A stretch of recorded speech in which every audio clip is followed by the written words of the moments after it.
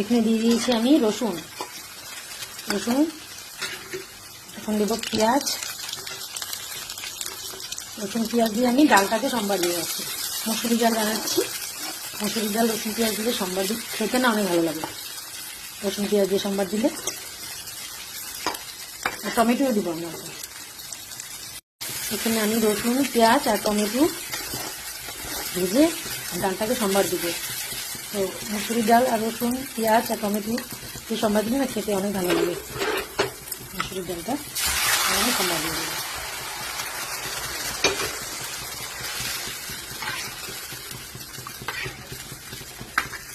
আর আমি এখানে এখন আলুগুলো সিদ্ধ করে ভেজে নিয়েছিলাম। পেঁয়াজ আর শুকনো লঙ্কা আমি ভেজে নিয়েছি। এখন আমি আলু সিদ্ধ মাখবো এখানে। পেঁয়াজ ভাজা। তো আজকে মুসুরি ডাল হয়েছে, আলু মাখা, আর হবে উস্তা আলু ভাজা। তো কালকে তো চিকেন হয়েছিল, ফ্রাইড রাইস হয়েছিল, তার জন্য আজকে আর একদম সিম্পল খাবারে আজকে রান্না করলাম আলু সিদ্ধ ডাল। আর তোমরা ভাববে যে আমি ডাল আলু সিদ্ধ বানাচ্ছি তোমাদেরকে দেখাচ্ছি, কেন আমি যাই রান্না করি তাই তোমাদের সাথে শেয়ার করি।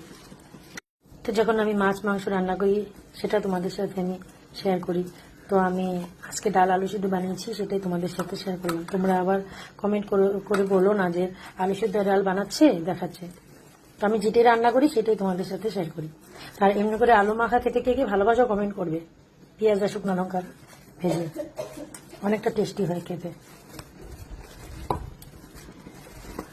তো চলো আমি দুপুরের লাঞ্চটা এখন সেরে নিই।